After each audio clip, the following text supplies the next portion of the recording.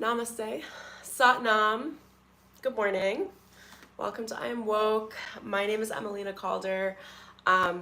If you're new here, welcome. I am excited to have you jump into what is going to be an energy reading for the week of April 21st to April 28th. This is intended to be a timeless reading, as in, like, whenever you see this, there is going to be a message here for you that will trigger the string of events for you to receive the downloads and the insight that you so most need. And I am going to tap into the energy readings and themes for the week that Spirit and Source wants to bring through. So I do channel Source, the Law of One, Divine Mother, Divine Father, and the Akashic Records. And apologies as well, you guys. I've been really sick all week. I'm like just peeking my head out now, but I can hear that my voice is a little, a thing has happened. It's a little crunchy. So anyway, thanks for being here. What else? If you're new and don't know me, my name is Emelina. I am a shaman, an energy reader, an energy healer, a psychic medium. I also do the majority of what I am and what I do is high performance coaching. And when I say high performance, it's in life coaching as well as personal branding coaching. The high performance aspect, what I think is just the most important if you want to do anything effortlessly, any level of achievement, is being truly, authentically, completely yourself, making clear and easy decisions, having complete self-trust, understanding your personal self-worth and your self-value at a core fundamental level, understanding your desires, how to bring them out into the world without assuming conflict. Like, there are so many things that go into high performance that is likely not what people typically think of as high performance. I really truly feel that achievement is a very natural process when you are of the most of yourself in complete understanding and awareness of your own personal value, your self-worth, your values, your virtues, what's important to you, your source connection. And really, self-trust is like just so undervalued and is the magic to everything. Like, truly. Anyway, if you're interested in any of that, I'll leave some links in the description below and some ways you can work with me. And I also have a free guided meditation that I really think you guys are going to love. It's like a 60-minute masterclass. It's really fun and beautiful. You can grab that in the link below. Oh my gosh, my voice feels so whatever. I'm here for it. I'm happy. That's at least good. You know, I won't get into all the details, but like, I don't like to slow down. And when Spirit, like, my body actually forced me to slow down, I was like, oh no. Like, what do you mean I need to sleep all day? That's not what I do. Anyway, so you might be, also, that's a really big theme. We'll just start there. Spirit might be forcing you to slow down in a number of ways. Everyone I know that is like on the same wavelength as I am and you guys are, so like light workers, healers, everyone has everyone's going through some level of steep ascension symptoms, whether it's getting sick, having to slow down. Like, those of us that are very proficient at energy work are even being made to slow down. And that can happen from Spirit giving you a cue, like, hey, slow down, like, you need an easier week. That could be your body just shutting shit down. like literally the body takes over, which is what happened to me this week. My body took over and was like, I don't care what's going on up there, that like things need to happen at the body level energetically for integration. I was like, okay. You might be thinking a lot of new and different thoughts. You might be on the verge of, at some point I'll talk about this more in depth, but some level of existential crisis or existentialism in general. I've been hearing left and right, as well as experiencing, you know, I feel like we're always in highly spiritual, energetic, metaphysical territories. We're really walking a very fine line of consciousness on what is sanity and what is like too much to comprehend for the mind, because the human construct of the mind can only expand at such a rate and understand so much. We really can't understand the universe. And when we try, then you get the question of like, what's the point? Like, why am I here? And then that can create a whole, I don't know, an energy of questioning everything that is reality. That there's a delicate balance, again, with anything energetic. Yes, you want to question your reality. But at the same time, you need to accept a certain construct of your reality to feel safe living in reality. So if you feel like they're actually bringing this through pretty loudly, if you feel like you might be on the verge of not understanding your reality, take it back a step. Okay, slow down. Sanity is really important. And even if you're not like quote going insane, but you feel that over expansion for like a week, that can be a very disorienting process. And what I found in the past and what's being spoken through me now pretty clearly is like, you don't have to like go crazy in this process of expansion. And not even like going crazy as in like going like, I don't know, like really insane or anything, but it's really like you can be, this is what's coming through. You can be mentally safe through your process of expansion, just like how you'd request a level of physical safety through your process of expansion, through the process of awakening. And part of that mental safety is understanding when you feel wildly uncomfortable with the rate at which you're expanding. It'll feel like what's the point? Like that's what it'll come down to. It's like, what's the point? Like when people expand too much too fast, and it's not that it's too much, it's just like is what it is. You start merging into oneness, and you start to forget the identity of the separation. And as much as everyone wants to say we are all one, which we are, well, but the point of the human experience is to feel that separation, is to experience that separation and the oneness, and go back and forth in between them, to oscillate between like the gamma state frequency of your mind and like the beta state frequency of your mind. It's the difference between the one and the solo, the ego. The one that gets things done, right? Like that has to live in a very physical world, and the one, or the all one, depending on how you want to look at that. That can see everything at all times, and there is nothing to be done because everything is perfect. It's like that you're moving in between that balance right now. This is what the collective's doing, the Lightworker Collective. They're pulling this card forward for me. Is like, okay, well, they're pulling these too. Okay, so it's like balancing between knowing that everything is interrelated and that everything is perfect and that nothing truly needs to be changed. Being able to see from that like all-knowing love, like the eye out of the heart, seeing that everything is related and beautiful and perfect, and then coming into the one identity, the single identity of you, like your expression in this lifetime, at this time, in this moment.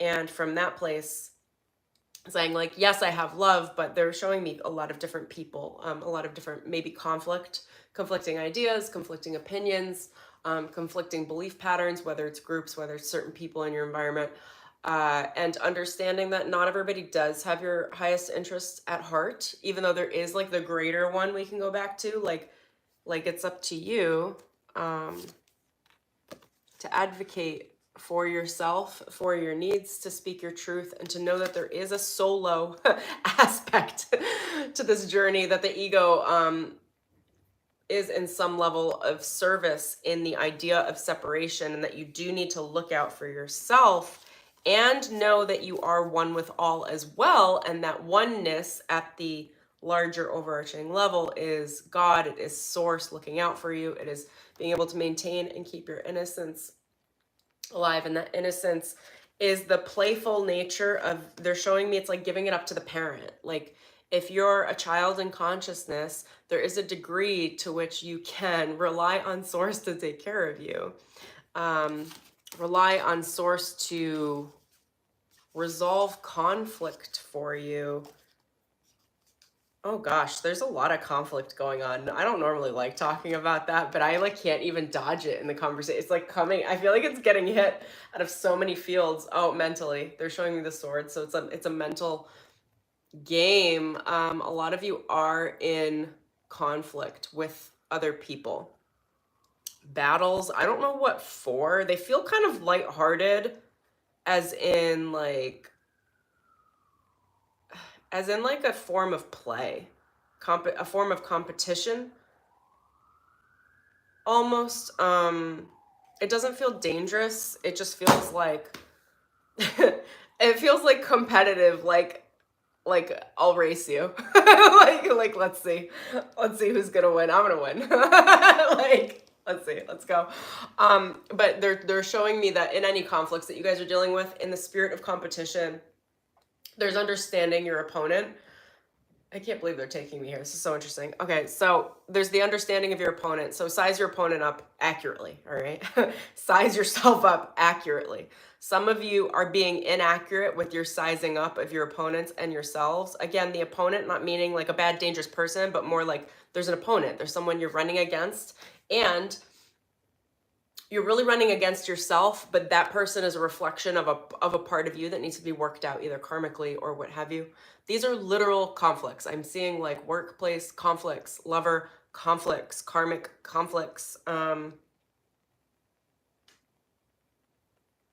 You might not even be selecting these conflicts. They might be selecting you. And then some of that is like not being in ignorance, but just kind of how okay, hold on. There's like way too much information coming in, so I got to figure out how to. Here's the point. All right, center yourself. This is through the week this week. Center yourself. For whatever reason, there is this air of conflict.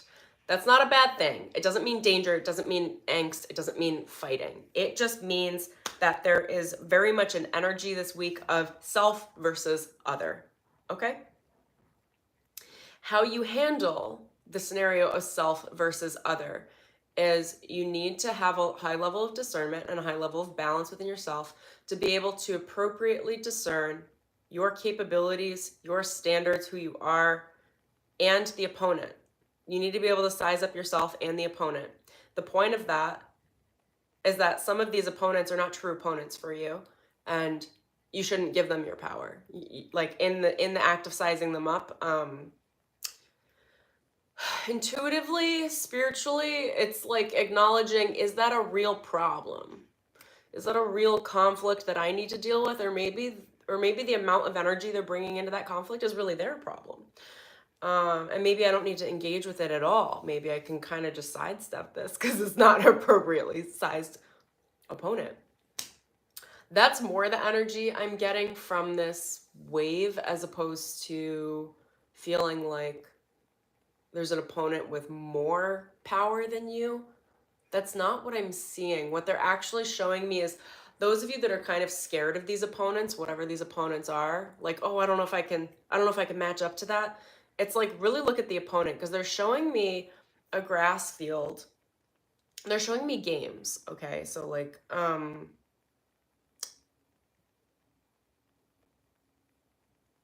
I forget what it's, relay races, things like that. Like they're showing me a game. So like you're on a grass field and there's like the painted line, and you're up at that line and there's an opponent. So there's the acknowledge that there's an other, a presence of an other in this competition. But again, the competition is like a self-selected play, like, which might be a karmic reality for you guys, just to get like karmic closure around a lesson or a pattern or a cycle that you've been moving through. And then they're showing me the other person like really haughty, like kind of a bully, just like, yeah, like I got this, like get the F out, like I'm gonna win, like, and they're all talk. Okay, that's what they're showing me. Spirit's showing me, like, if you look at the projection of the other and see the energy might be very animated, but it's like, what's the quality of that energy? And what they're showing me is someone that is robustly over projecting in order to signal to you, like, I'm more dangerous, so that you back off and don't bring your full power to the table. Because the reality is they're showing me you in the position of a very relaxed, sovereign, sweet power. And that externally, when you're not peacocking, like other people are going to be like, yeah, they're going to win. Like it's not, and it's not an underdog energy either. It's just the energy of, I'm sovereign, I'm aware, I'm so balanced. This race is mine. It's done, and I've won. And I know that I'm so good at this that I'm not going to be boastful. I'm just going to go win. I'm not looking to show off at the front of the gate. So there's the sizing the opponent and saying like, what is that? Is that projection? What are they? Oh, they're overcompensating their energy. And then there's the sizing up of yourself, which is understanding that confidence is not screaming and shouting. Confidence isn't being weak. It's not being meek. It's not being like, oh, you take it. Oh, no problem. Oh, I won't do this race this time. Like, confidence is not being a martyr. Confidence is just calmly standing your ground, knowing who you are, entering the stakes, the game, the scenario, the simulation with full understanding of who you are, your capabilities, your spirit, your quality of energy, without having to be haughty, without having to show off. You're literally just in the race. You're just in the game. And it's like, now they're showing me race car drivers too, and it's like you don't need to like show off because it's like just you by yourself in your car in this race. They're showing me a race against the clock, but it's not that it's not that you actually need to make time per se, or that you're actually racing against these other people in this scenario. It's like, it's more like you want to see how good you can get. You want to see what you're capable of. And in the question of what am I capable of? What's my higher potential? What's my highest purpose? You will be tested in your capabilities by spirit, by yourself, because you want to see what you are capable of. And in order to see your capability, you have to enter games. You have to enter competition. Again, Spirit's saying it's not because it's not because you really want to be beat by competition or that there's actually any level of danger. It's literally just to have a testing ground for you to be able to see what you're capable of. That could be your emotional capacity, your emotional maturity, which actually is what I'm being shown as most of this. Physically, I don't know how many physical games you guys are playing. That's more, I mean, it's going to be material gain. And some of you are being challenged at the material level. Okay, a fight for resource, a fight for cash flow, a fight for health. Those of you that are in relationships, maybe there's a fight of resource with your partner in some way or another. Like, you got to get on the same page.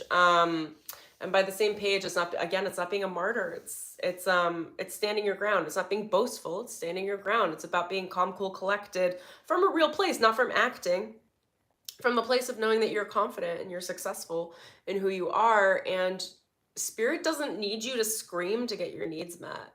Like, Spirit just needs you to ask for the needs to be met, and it feels so like secure and unwavering in your heart and in yourself that you feel worthy and deserving of those needs being met. I'm just checking in because let's see. So what they're bringing forward is the idea of competition as the marker of awareness of how far you've come now as on the journey from where you used to be. They're showing me a lot of you looking back 10 years and comparing how this version of you now in competition in some level of material thing, drive, ambition, striving for success, relationship, that in comparison to yourself 10 years ago, and just realizing the level of capabilities that you've developed, how good you are now at this without hurting yourself, without hurting others. It's really just like you're being put through spiritual tests this week around people. Only take this if it resonates, by the way. You guys should know. Take what you love, leave the rest. It is a collective reading. So Spirit is placing you through spiritual tests, just like an aptitude standard in school, where Spirit is like, we're not testing you because we want you to fail or anything. These aren't pass-fail tests. You're being tested by Spirit because your higher self, your soul self, wants to know, is gauging based on the previous version of you, whether it's 10 years ago, whether it's 15 years ago, whether it's 20 years ago, whether it's 5 years ago. Okay, that was our aptitude ability. Like those were our capabilities at that point. Now we're at some big karmic closure cycles right now.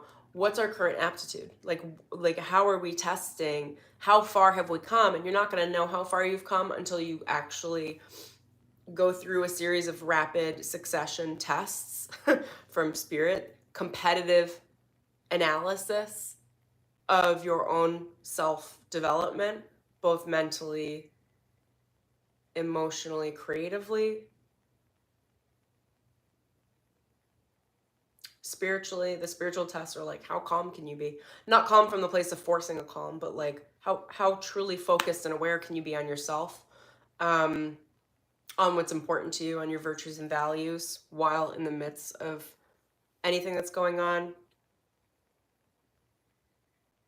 And these tests are here just to, again, it's not pass fail. It's literally like just to gain the new levels of awareness. Like, okay, you were scoring 2 out of 5 like 5 years ago or 10 years ago. Like, okay, great. Where are you now? You're probably going to score 4 or 5 out of 5. Maybe you're scoring like a 7 out of 5, and the universe is like, oh, we got to up this ante. Like, this game is no longer actually challenging them. This is part of the karmic closure that's happening right now. Big soul contracts are being closed. In fact, you may have already closed them. You may have already closed them. And spirit is just like, all right, let's get some closure here on your ascension practice, your ascension curriculum, before we open up a new curriculum for you. You're in a period of graduation. You're taking your test. Actually, they're showing me you've like already graduated, and you're taking your tests now, like over the summer, like past school, and then like you're gonna celebrate later. It's almost like your graduation ceremony like got pushed off for a moment. I don't know why, but it feels necessary. It's like you're like seniors in high school, like they graduate and maybe they don't have their party until like August. Like, I don't know. Hey, I'm happy you're in here with me, custom molding. Oh, I don't know what that question's in relationship to. Which choice, the old or the new one? I'm not sure. Okay, a couple cards that flew out before I started the stream that I wanted to read because they're clearly the theme as well. I pray to flow and to have fun, and I pray to be made in a safe and happy way. This card comes out almost every day for me. All right, so you're being able to see, Spirit's opening up the ability through this different aptitude tests. I don't know exactly what it'll look like. It's going to look like interactions, okay? Tests. They're going to look like interactions. They're going to look like you revisiting old parts of yourself as a new version and just seeing the difference. Seeing how much you've grown. There's a real spirit of celebration here, like a celebration of personal growth and awareness that's being brought forward in the collective. Being shown just how much your personal confidence has grown. They just like literally brought my attention. This is the solar plexus chakra card, which has to do with your personal self-worth, your personal self-value, how much you've grown, how confident you are. This is also working with the golden ray of creation.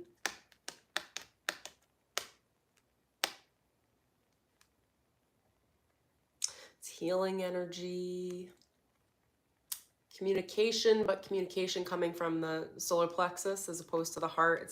It's like a more rooted, the communication that you're going to be stepping into this week is really rooted in your personal self-awareness, self-confidence. I want to make the distinction. It's not necessarily ego. There is a level of ego, but it's not the prideful, boastful ego. It's just the version of you that knows you're worthy, right? Like, you don't have to fight for your needs being met. You just have to say what your needs are, or even just energetically say it. Like, you don't even have to vocalize a lot of, frequently, I feel like I don't have to vocalize all of my needs. I just occupy the fact that the need is in my self-worth, where I'm like, no, this will be met. Like, I'm not screaming about this. I'm also not going to beg for it. Neither of those are things I'm available for. I'm just going to occupy. I hope you guys can see this in my energy right now. It's just like a real balanced, like, of course I'm worthy. Of course this is going to go in my favor. Of course this is going to work out for me. Of course I'm going to be loved and respected. Of course people are going to see my value because I see my value. Like, of course I am of high value. My thoughts, opinions, my ideas, my love, my presence. A lot of you need to hear that, actually. Like, your presence is of high value. We're in a world where we think we have to like do things or say things in order for other people to receive us. And it's not really true. Like, I mean, sometimes it is, but like just being with someone who is occupying their full spiritual energy, who can ground that energy into their solar plexus and just feel worthy as they are, holds such a space of healing for everyone that come around them. I know I don't have to say things to a lot of people for them to heal in front of me. Like, because I'm holding that self-worth, and then that self-worth gets communicated and gives permission for other people to be like, oh, I can just be worthy. Like, I don't have to scream and shout. I don't have to be meek and cower. I can just be. Oh, that's enough. It's a lot less exciting, I'll tell you that much. It's like a boring life. Like, I don't know. Like, I'm just here, just doing my thing. If you want chaos that comes from the swing of the pendulum of the having to fight for yourself, your needs being met, etc. Okay, I'm just gonna check in real quick with Spirit here. Is there anything else you want me to say, or any cards you want me to pull? They're also saying this week, there's this spirit of cooperation. They're bringing up the spirit of competition because that's how they're getting the attention with you guys, and because the ego needs to grasp onto that spirit of competition, but it's actually moving into the spirit of cooperation. It's understanding that there are roles that we choose to play. Some people choose to be an opponent and are not actually sized up appropriately as an opponent for you.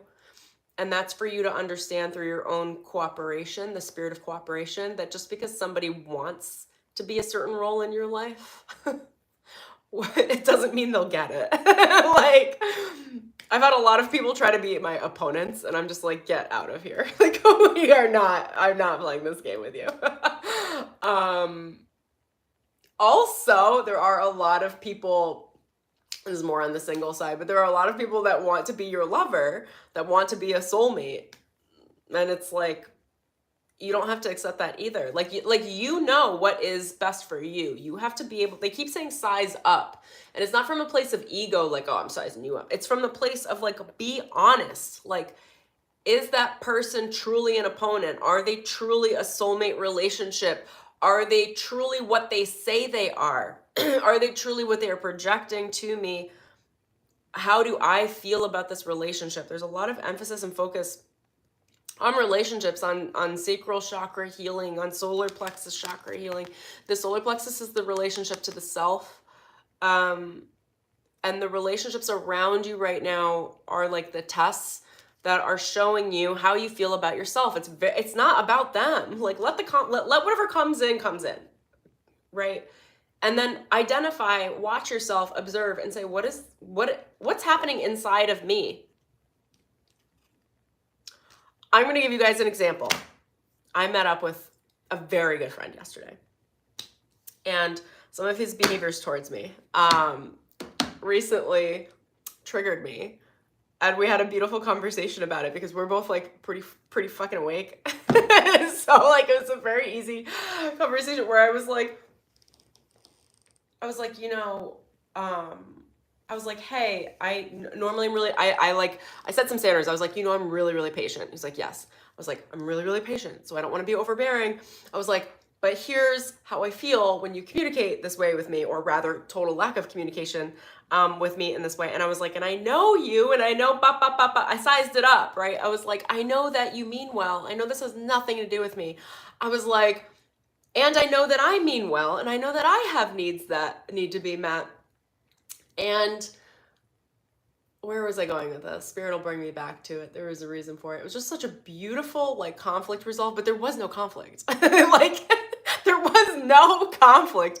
It was just like, yo, get some shit. We gotta get some stuff out on the table and just rearrange it and be like, oh, right, sorry. Like, like, let's figure this out. What do you need? What do I need? Oh, like, this will be all right and easy because we're on the same page regardless. It's just like sometimes we get up, you know, as people, we get up in our own like little worlds. Like they're showing me Pigpen from Snoopy.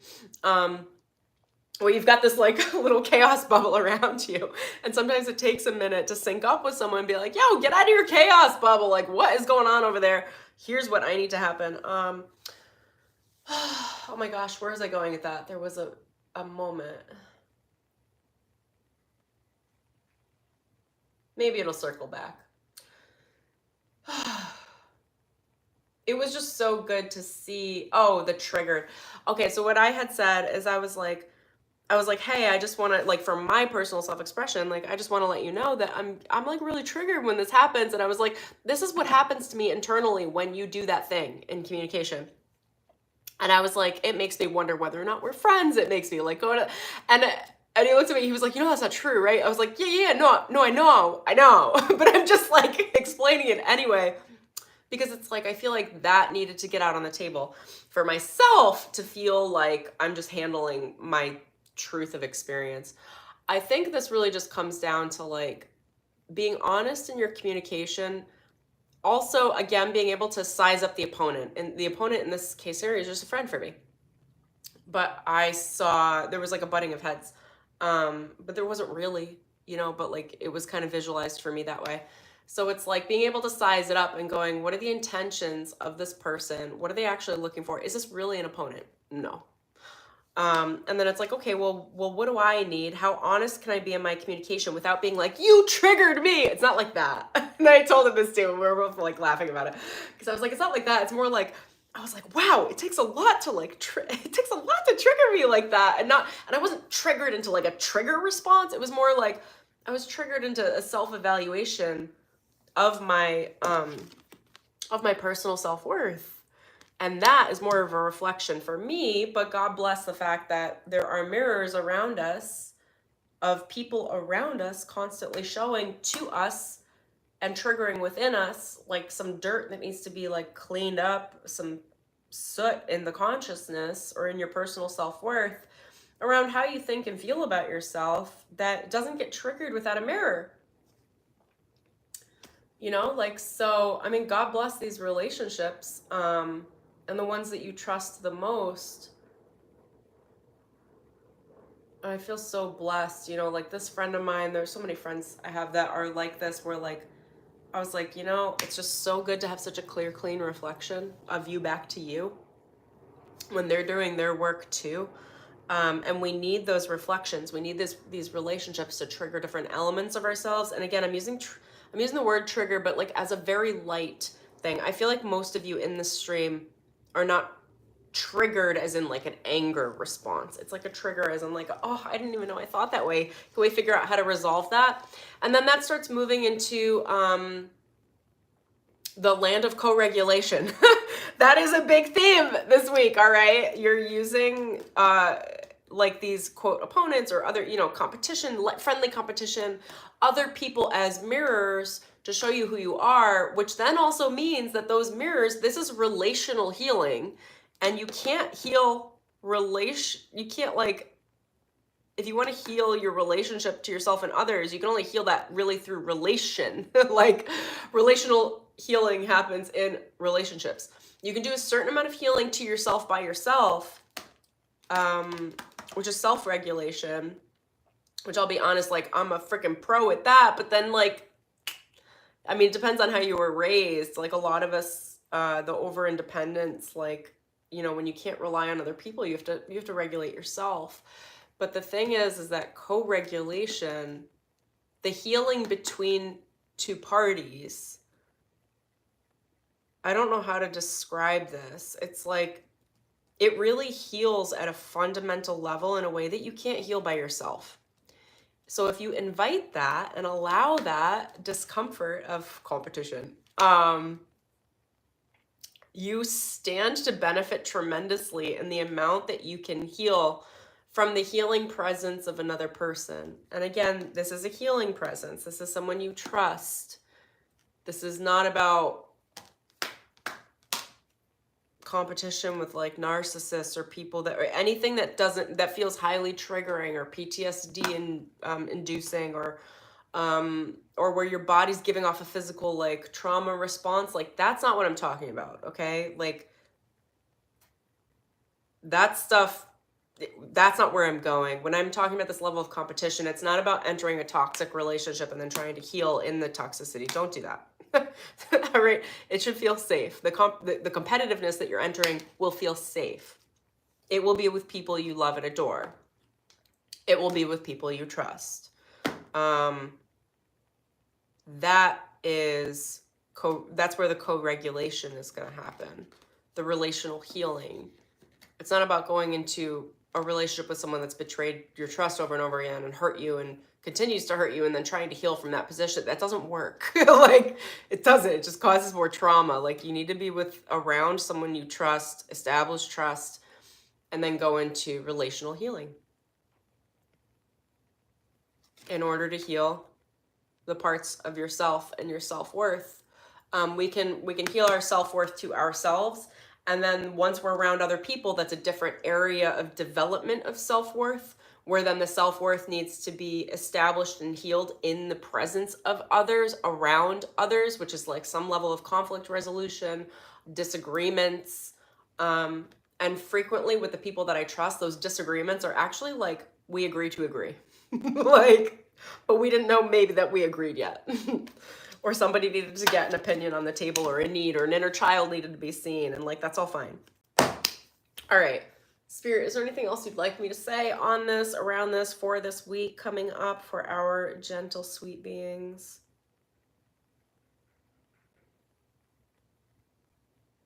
They're telling me co-regulation is the magic to self-discovery. Do you want to tell me more on that?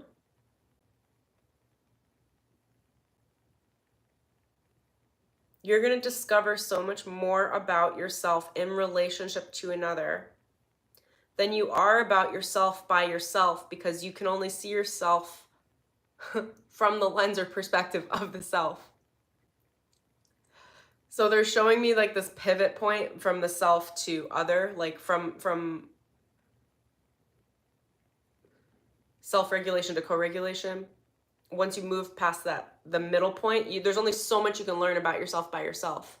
That's like a real big statement. I feel like they're, whew, it's like a big resonant one for me. I'm like, what? You mean I can't do this all by myself?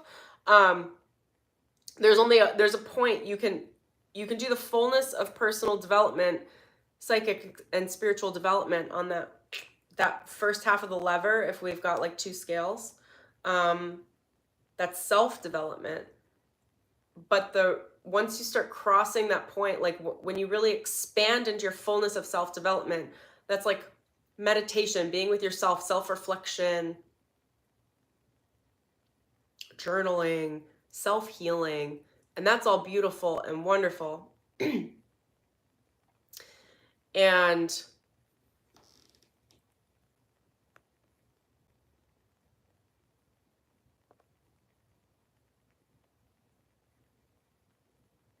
will that work? Okay, great. And then you meet that pivot point where spirit is saying, like, you've done so much work by yourself, with yourself, and you've done as much as can be done. Like, there's no more self-work to be done. You've expanded to the point where now you need to involve relationships and evolve into including relationships into the self-development from a spirit of cooperation. Understanding that you're meeting mirrors of yourself, because it's almost like you expand so much that now there's nothing left for you to see by yourself of yourself. The majority of the new development, of your new ascension, of your new awareness comes from the gentle safety and loving nature of being surrounded by mirrors that are not mirrors to trigger you, to hurt you, to then make you learn. They're mirrors that are like soft, loving mirrors that are just like, I love you as you are. Do you want to see who you are here? so that you can see where you are in constant reflection with another or several others, so that you can then heal your relationship to others and heal your relationship to yourself with others. I hope this makes sense. Again, if you guys like do a little research in psychology, it's self-regulation versus co-regulation. But the way spirit is explaining it to me is like a lot of us do this work in a lot of self-regulation. A lot of spiritual people are very good at self-regulation. And they're showing me that there's a point that you need to tip over to the co-regulation, where the people are no longer, again, the trigger to hurt or to harm you into karmic cycles for you to learn from in your self-regulation. It's the people are there to softly, lovingly mirror you back to you so that you can learn about yourself. And perhaps there are a lot of things you don't know about yourself that require that mirror, the other person, to see within you and to draw out of you. And to do that with love and trust and safety. This is a very safe experience. When you're triggered by someone that's trying to be an opponent that like is trying to hurt you, that will feel like a very unsafe experience. Anyway, I hope these differences make sense. They're subtle, but you guys can let me know in the comments. Spirit, what else do you want to leave with?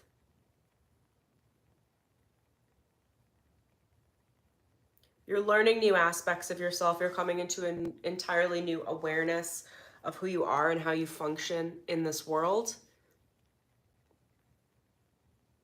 There's really rapid new self-discovery, and it's going to feel like it's really fast, but it's going to feel like they're bringing my attention back to the co-regulation. When you're in relationship with another human you trust, they're actually showing me, this is really magical. The ascension work is done really fast.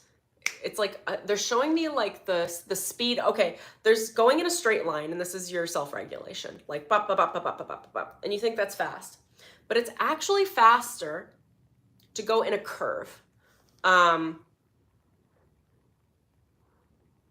like, do I have a reference point? I have skiing and snowboarding. I was a ski and snowboard instructor for a very long time. If you go straight, you go slower. Okay, but if you can carve, if you can lean into a turn, the turns are actually a lot faster than it is to just go straight down the mountain. Okay, so that's the way that they're showing me. The curve is relationship. It's like carving. If you want to go faster through your life, you want to build up your spiritual development and integrate as quickly as possible, then you want to learn how to carve. You want to be in relationship with other humans that are safe, trustworthy mirrors for and with you. And when they see you and reflect you back to you, there's a lot less time in having to integrate because they've already pre-digested some of it and delivered you the awareness with an integration in it as part of the journey, because you're no longer going alone. Now you're in togetherness. This sounds so much more fun than like than self-regulation. I'm here for it.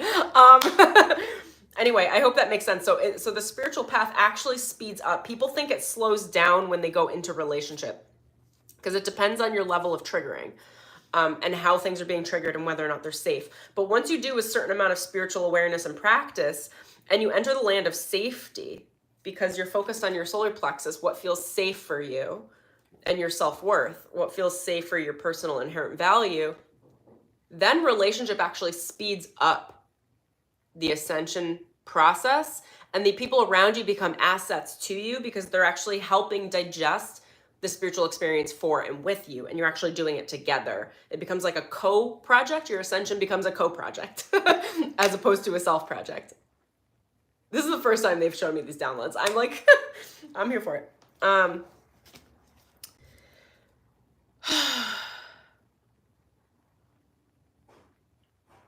Is there anything else, Spirit, you want to send through?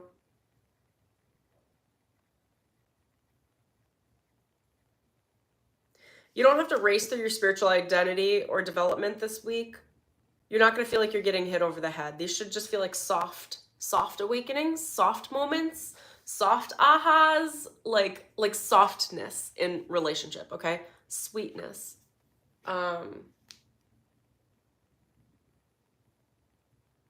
Love, but not the way that most people see love. The way most people see love are these like war-based pitted concepts against each other and then loving through it. But it's like love from the, like, everyone's soft, everyone's loving, everyone's just holding up a mirror. And by everyone, I mean the people that you've invited into your life that deserve this status relationship with you.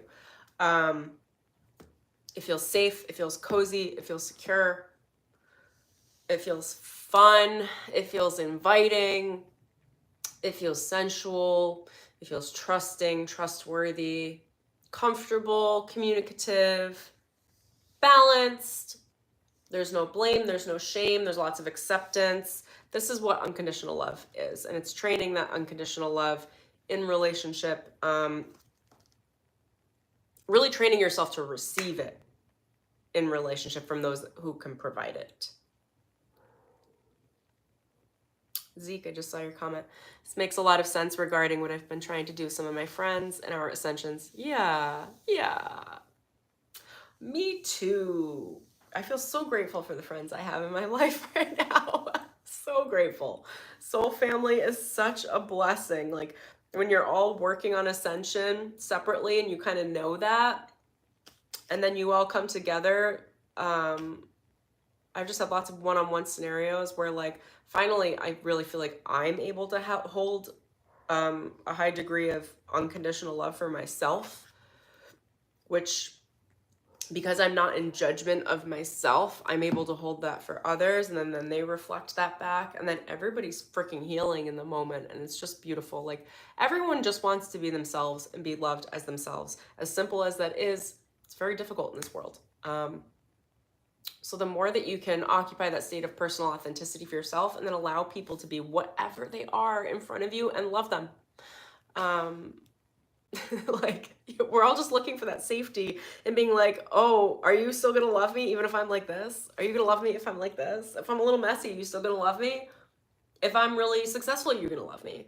If I don't know what I'm doing, are you gonna love me? Like, I feel like we're constantly testing each other all of the time in relationship, and there are unhealthy ways of that, but I'm talking about the healthier ways, where it's like you're testing, you're building trust, you're learning, and around the right people, you learn more, and you're given more love, and you understand more of yourself, and you're really shown a lot of self-discovery through their safety, through their holding space of you to be who you are without judgment. I think it's really beautiful. Jonathan, thank you. I needed these insights for self and co-regulation. It occurs to me as painting, as mastering the colors, you then have been gifted with entirely new colors when meeting others in the world. That is beautiful. Yeah, totally. It's like, so in self-regulation, you're right. That was a perfect example, Jonathan. Thank you for sharing that. So it's like in self-regulation, you're given the core like palette, core painting palette, like you're giving like 12 colors and you work all of them through. And then it's like, right, that it's like, okay, well, like, what happens now when I'm given another set of 12 colors, which is another person? Like, what do we do together? What do we make together? How can we expand this painting? And what do you want to create together, right? The co-creation is like, the co-regulation is co-creation, but it's conscious co-creation, conscious healing, and relational development. I'm like, I kind of wish I had some books for you guys on that. I'm reading through Your Brain on Love. One of my coaches recommended that. That's like kind of fun. I'm going to do a little more research on co and self-regulation, because I think spiritually it's just like very present. And I think a lot of us are moving through this. This is like the light collector wave. It's like we've been in hermit mode for such a long time, spiritually, collectively, and now we're breaking out of that hermit mode and learning how to co-regulate in society, first with people that are in our just like immediate soul family, and learn how to create those connections in a safe way, and then that'll expand out from there. So I think that's what I've got for the message for this week. I hope that met you with grace and ease and love. If you have any questions, feel free to drop them in the comments below, or anything that resonates, let me know. Is there anything else I want to say? Subscribe if you're new. Hello. Tap the bell for notifications. Like this video on the way out if you loved it. And if you guys are guided to work with me, if you like my energy, how I communicate, how I work, how I vibe, I will leave some links in the description below. Some meditation albums in there that I think you guys are going to love. An Akashic Records meditation album, as well as a Success meditation album that is all very healing. Thank you guys for joining me. Thank you, Zeke, for being here as well. Thank you, Jonathan. Who else did I see? Thank you, Custom Molding. Hello, Tony. Thank you for being here. Everyone that comes in the future, thank you. I adore you guys, as you know. And also, feel free to, if you like this message, feel free to share my channel with a friend. I am looking to grow. She's looking to grow. This is part of the co-regulation. So if you enjoy this, text a bestie with my channel or one of my videos that you found the most helpful. Tell somebody about my channel. Again, if you find this valuable, if you're watching and you enjoy co-creating with me in these readings and everything that I do, I vibe and I offer, bring a friend into the cycle and we can all ascend together. Okay. So much love, you guys. Yeah, thank you, Jonathan. Alrighty. I will see you guys soon. Enjoy your week. Peace.